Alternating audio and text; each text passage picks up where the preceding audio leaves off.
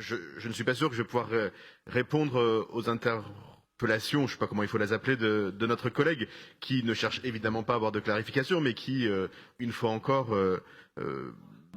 utilise la tribune du Conseil de Paris pour faire une intervention purement politicienne. Je voudrais simplement reprendre un certain nombre de termes, parce que c'est quand même un peu cocasse de la part de la droite parisienne de considérer que la majorité à laquelle nous appartenons, les socialistes que je suis et les écologistes, auraient bétonné le 18e.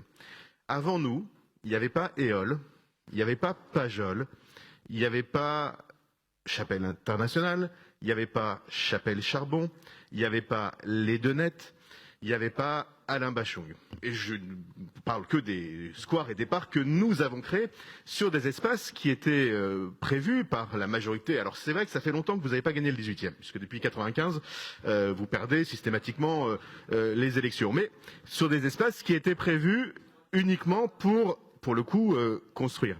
Et donc c'est un tout petit peu cocasse d'entendre l'opposition qui nous interpelle en nous demandant, au fond, de faire encore plus que nous faisons déjà.